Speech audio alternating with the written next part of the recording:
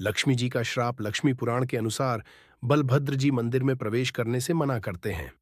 तब लक्ष्मी जी की आंखों में आंसू लिए श्राप देते हुए कहते हैं कि आज से तुम दोनों 12 वर्षों तक दाने दाने को तरसोगे, भूख क्या होती है समझोगे।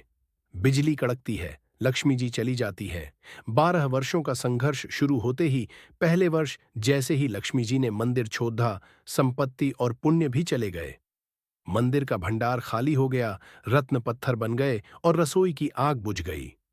दूसरे साल से भोग बंद, भक्त कम होने लगते हैं, मंदिर सूना हो जाता है।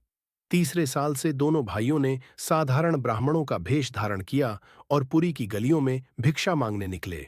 वे जिसके भी द्वार पर जाते, लक्ष्मी जी की माया से वह व्यक्ति उन्हें पहचान नहीं पाता या उन्हें दुत्कार देता। लोग उन्हें हट्टे कट्टे आलसी ब्राह्मण कहकर ताना मारते और घर से भगा देता है। बलभद्र जी बोले, दुखी भैया, क्या हमने गलती की? जगन्नाथ जी बोले, अहंकार में हमने देवी का अपमान होने दिया। 5वें साल में दोनों जंगल में फल फूल से पेट भरते हैं, कभी कभी कई दिन भूखे रहते हैं। एक दिन वे एक गरीब विधवा के घर जाते हैं। जैसे महिला ने खाना दिया, दोनों भाइयों खाना छूते, वह अन्न राख में बदल जाता। पानी पीने की कोशिश करते तो नदी तालाब सूख जाते या पानी गंदा हो जाता।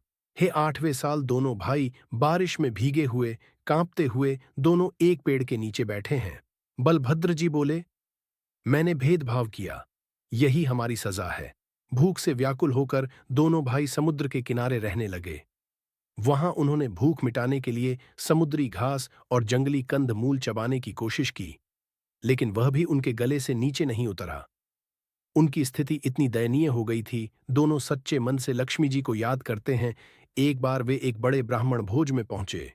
वहां पत्तलों पर परोसा गया गर्मा गर्म भोजन देखकर वे खुश हुए, लेकिन जैसे ही वे बैठे, तेज हवा चली और सारी पत्तलें उड्डेच गईं।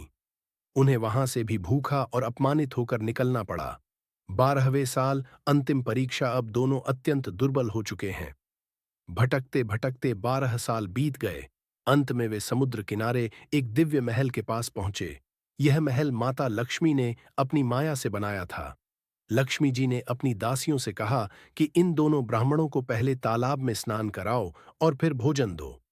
जब उन्हें भोजन परोसा गया तो उसमें वही सुगंध थी जो जगन्नाथ मंदिर की रसोई में आती थी। जब उन्होंने पोद्दा पीठा, ओडिशा का प्रसिद्ध व्यंजन खाया, तो जगन्नाथ जी फूट फूट कर रोने लगे, क्योंकि वह स्वाद सिर्फ उनकी पत्नी लक्ष्मी के हाथों का था। अंततः बलभद्र जी को अपनी गलती का एहसास हुआ